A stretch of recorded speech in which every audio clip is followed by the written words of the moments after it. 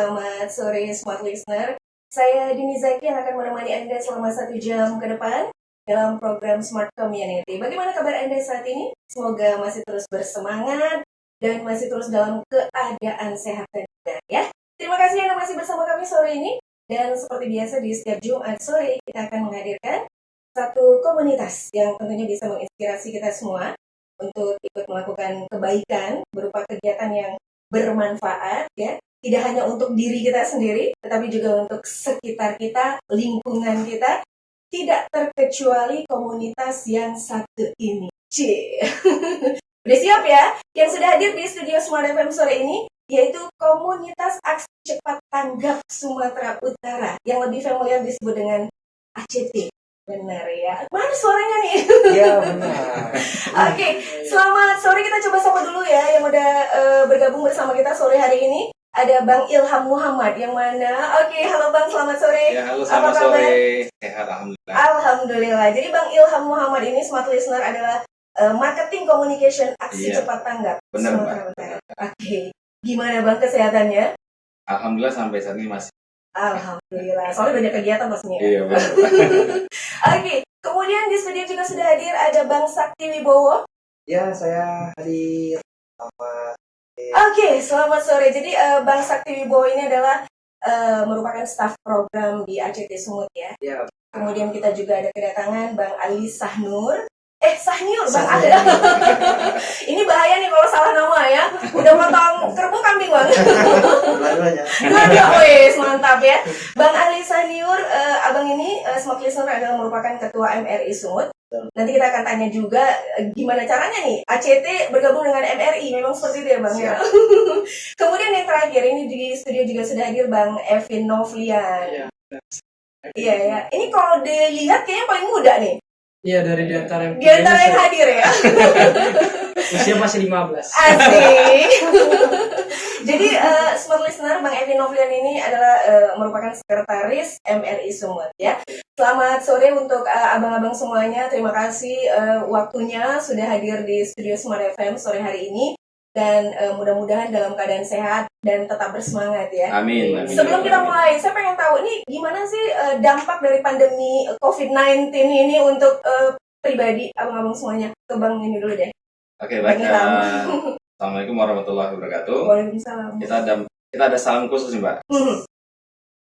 Sahabat dermawan. Asik, sahabat dermawan ya. Jadi kita harapkan mungkin dari sapaan kita ini kita bisa membagikan sisi kedermawanan para pendengar dari Smart Community. Jadi untuk dampak saat ini memang cukup terasa bagi kita di masyarakat umum. Secara pribadi juga kita sebagai tim relawan juga yang aktif dalam disinfektan COVID-19 ini, kita juga sangat merasakan sekali dampaknya, terutama ketika kita melakukan tersebut. Dan ini juga kita antisipasi dengan memberikan suplemen kepada kawan-kawan tetap giat dan siap terjun ketika melakukan aksi tersebut. Oke, ini tidak hanya memberikan tapi untuk pribadi juga mengkonsumsi dong. Iya. Ntar kasih yang ngasih malah down gitu ya, malah drop ya. Oke, untuk Bang Ilham seperti itu ya. Untuk teman-teman yang lain ada mau kasih tambahan mengenai dampak secara langsung yang terasa dari pandemi COVID-19 ini? Ya, dampak yang terasa sampai saat pada masyarakat juga pekerjaan kita di utara dan juga untuk masyarakat menengah ke bawah itu juga terasa pangannya juga, dan beberapa orang dan beberapa yang pernah saya wawancara mereka mengeluhkan bahwasanya saya tuh kehabisan beras, karena kan lahan mereka jualan di pedagang kaki lima tuh ya. Dan mereka merasakan karena harus lockdown, jadi mereka nggak berjualan lagi dan mereka udah menyusahkan untuk mencari beras untuk pangan. Ya itu terasa banget. Dan bahkan bukan hanya masyarakat yang kelas menengah ke bawah, dan masyarakat yang pengusaha juga merasakan hal yang sama juga, penghasilan mereka bahkan turun sampai 8%. Oh, seperti ya. Dan mudah-mudahan nih Bang Sakti nggak kepikiran ya, sehingga jadi stres gitu ya. Ntar bahaya kalau stres kan ininya bisa turun Benar. imunitasnya. Nah, itu juga tetap dijaga Gitu sama kita dijaga juga. kan? Ya, Nah, kan? itu dia. Kita tetap vitamin meskipun kita tetap terus aksi, tapi kita juga harus minum suplemen. Oke, gitu dong, ya kan? Nah, kalau ngomongin tentang komunitas ya, abang-abang semuanya, komunitas itu kan adalah satu kelompok sosial di satu masyarakat yang terdiri dari beberapa individu yang tentunya saling interaksi gitu ya di lingkungan tertentu dan umumnya memiliki ketertarikan dan juga habitat yang sama. Terus ada juga sebagian orang yang bilang kalau komunitas itu adalah satu kelompok di dalam masyarakat di mana anggota-anggotanya itu punya kesamaan. Apakah itu sosial, ciri khas gitu ya, minat, sama-sama profesinya sama gitu kan, kesamaan tempat tinggal dan lain-lain banyak lah gitu ya. Nah kalau untuk aksi cepat tanggap ini sendiri seperti apa Baik, kesamaannya? kalau ya mungkin kita agak bingung juga untuk membedakan atau menyamakan dengan lainnya. Mungkin ada sedikit kita luruskan juga penyebutan ACT ini. Sebenarnya ACT ini adalah organisasi nirlaba yang profesional gitu. Jadi dia memang memfokuskan kerja-kerjaan kemanusiaan dan juga untuk tanggap bencana. Jadi membedakan yang mungkin dengan komunitas sangat berbeda karena ini kita adalah lembaga kemanusiaan. Nah, Mungkin bisa dibilang lebih besar lagi gitu ya. ya, Dari sekedar komunitas biasa. bukan sekedar komunitas biasa. Termasuk juga kan kawan di MRI, Masa Relawan Indonesia juga. Kita sebenarnya kalau ibarat rumah, ACT dan MRI ini ibaratnya seperti suami istri dalam satu rumah gitu. Nah, rumah kita itu namanya Global Islamic Philanthropy. Nah, disinilah kita sama-sama untuk menyusun strategi untuk menyelamatkan kehidupan manusia. Gitu sih. Kemudian untuk visi dan misi ACT ini sendiri bisa lebih jelas lagi untuk siapa ini? Ayo, yang paling tahu betul tentang visi dan misi ACT ini sendiri. Bang Ilham, Bang Sakti, Bang Ali, Bang Evin. Ya, visi misi ACT yang pertama itu kita adalah sebuah lembaga profesional yang berbasiskan tentang kerelawanan, filantropi, dan berbasiskan kemanusiaan, membantu Gitu, itu secara umum ya. secara umum. Oke, baiklah. Kemudian untuk berdirinya sendiri sejak kapan? Kalau ACT sendiri secara nasional itu berdiri sejak 14 April tahun 2000 Di Medan atau seluruh di Indonesia? Jakarta. Oh, di Jakarta ya. Untuk Medan sendiri? Kalau untuk Medan sendiri baru sekitar 5 tahun 5 belakangan tahun ini. ini ya. Oke.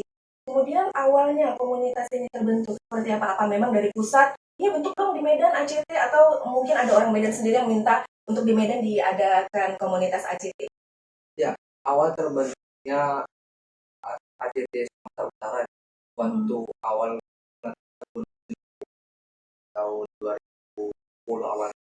Jadi 2010 itu kita hanya sebatas relawan dulu. Kita belum ada kantor tetap, kita hanya relawan. Gerakan itu terus berjalan dan tahun 2014 itu baru bentuk yang namanya kantor resmi ACT cabang Sumatera Utara sampai sekarang. Awal komunitas ACT ini terbentuk. Nah, kita sampai sekarang ngomongnya tentang kegiatan. Tentunya untuk kegiatan ini banyak banget gitu ya, nggak hanya soal kemanusiaan nih kalau saya baca. Nggak hanya soal bencana alam juga, tapi sosial ya kan. Kemudian ada ibadahnya juga nih sepertinya, ya kan, menarik banget. Bisa dijelasin nih kira-kira kegiatan apa aja yang sudah ACT lakukan sampai Kalau soal kegiatan dari awal kita tuh banyak ya, sangat banyak, dan kita juga pasti berbasis untuk mensejahterakan masyarakat. Dan untuk program kegiatan kita rutin tuh kebetulan hari Jumat kita tadi ada aksi layanan makanan gratis. Makanya agak telat ya dia. Iya, bener, makanya kita ada kegiatan layanan makanan gratis gitu kan. Itu kita sasaran di masyarakat menengah ke bawah, masyarakat apa miskin juga kan. Dan karena ini berkaitan dengan itu corona, maka kita buat programnya jadi ganti operasi makan gratis. Dan operasi makan gratis ini sedang kita gencarkan karena dampak virus COVID-19 ini juga sudah sangat-sangat parah gitu, terutama bagi masyarakat yang menengah yang sudah saya katakan tadi tuh Bu, udah sulit untuk mencari makanan gitu kan, dan mereka nggak punya penghasilan, bahkan ketika mereka awalnya jualan, mau jualan lagi udah habis modalnya karena udah termakan oleh kebutuhan sehari-hari. Stay at home tadi ya. Benar, makanya kita launching program operasi makan gratis untuk Oke. mensuplai masyarakat yang Nah itu kira-kira punya kriteria nggak yang untuk bisa makan gratis ini siapa aja? nggak ada kriteria khusus, tapi semua masyarakat Indonesia yang saat ini merasakan dan menjadi dampak Langsung dari gitu ya? langsung dari COVID-19 kan. Kita juga yang ya mungkin kita juga orang yang bisa dibilang cukup, tapi juga merasakan dampak itu dan kita juga berhak mendapatkan operasi makan gratis. Tapi tetap kita punya prioritas juga gitu kan. Prioritasnya tadi masyarakat yang Yang tidak mampu terlebih dahulu. akhirnya ya terpulang kepada individu masing Iya. ya. Oke, nah ini sekarang pertanyaannya ke Bang Evin nih. Bang Evin, siap-siap nih Bang Evin. Bang Evin sekretaris tadi ya Iya, benar. di MRI ya. Oh kalau gitu Bang Ali deh ketua ya Bapak ketua dulu dong. Nggak adil kayaknya. Nggak adil kok iya. Saya selalu menghormati Bapak. Asik. Nah ini tadi di awal kan tadi udah dipertanyakan apa sih hubungannya ACT dengan MRI? Apa MRI ini mensupport atau ACT yang mensupport nih? Mereka kira-kira. Terima kasih. Yang pertama sebetulnya MRI ini awalnya didirikan oleh ACT Oh gitu. sebagai volunteernya ACT. Oh seperti itu. Jadi ketika tsunami terjadi di Aceh 2008 ya Bang? 2004. 2004, Oh 2004. Oke sorry. ketika sebetulnya di situ ACT awal sekali berdiri. Oke. Ketika dia membentuk ACT lembaga kemanusiaan, tapi tidak punya volunteer karena tidak sanggup kan. Nah, maka didirikanlah namanya MRI. Oke. Apa itu Bang MRI? Masyarakat Relawan Indonesia. Masyarakat Relawan Indonesia. Oke. Jadi masyarakat Relawan Indonesia ini sebagai kaki tangannya di lapangan ACT kira-kira begitu. Jadi kalau ACT mungkin hanya Garda 10, terdepan lah ya. hanya 10 atau nggak sampai ya kan orang kantor saja. Nah sementara yang mengeksekusi semua program-program ACT di lapangan itulah MRI. Nah pada 2017 maka ACT dengan MRI membuat badan yang berpisah. Artinya MRI tidak dibawa lagi ACT. Udah sombong. Ya, artinya mungkin tetapi membuat MOU. MOU-nya ACT bekerja sama dengan MRI. Sebetulnya hanya MOU-nya kerjanya sama. Sama kan? aja ya. Sama aja. Memperjelas ya Bang ya. Nah, Oke. kalau dulu statusnya MRI sebagai volunteer, maka 2017 sampai sekarang dia sebagai organisasi. Organisasi kemasyarakatan. Nah, Artinya udah sama belum nih artinya? Udah sejajaran. kalau MRI ACT dia lebih lembaga kemanusiaan Uh-uh. yang sifatnya internasional. Oke. Kalau kita hanya volunteer saja. Oh, ya. Nah, Masih merendah ya Bang Iya. ya. Jadi itulah kolaborasi yang Oke. kita buat dari seluruh Indonesia. Dan syarat mendirikan lembaga ACT di suatu wilayah atau daerah itu dilihat dulu potensi MRI-nya. Nah, misalnya di Sumut dulu. Jadi sebelum ACT masuk, itu MRI-nya dulu dimasukkan. Kalau potensinya besar, berarti sudah bisa dibuat lembaga ACT di situ. Oke. Nah, gitu. Ya. Jadi kita di Sumatera Utara ini, misalnya Labuhan Batu, Hmm. dulu kita buat MRI. Nah, setelah kita lihat mereka punya kemampuan yang matang, maka dibentuklah ACT sekarang. Oke. Nah, sekarang kita lagi prioritaskan untuk Binjai, Padang Sidempuan, dan Tebing. Kalau memang memungkinkan nanti akan Iya, dibentuklah ACT di Betul. situ ya. Kita lihat Baik. kekuatan relawannya dulu. Baik, terima kasih untuk Bang Ali. Ali, Ketua MRI Sumut. Oke, terima kasih untuk abang-abang semua atas penjelasannya. Tapi kita coba break dulu. Nanti kita akan lanjut lagi ya, Smart Listener. Terima kasih juga untuk Anda yang masih terus bersama kami. Setelah ini kita akan bertanya-tanya lebih lanjut lagi tentang kegiatan-kegiatan yang tentunya seabrek-abrek dari ACT dan MRI ini ya. Dan Smart Listener yang ingin menyampaikan pertanyaan silakan melalui WhatsApp-nya kita di nomor 0811671018.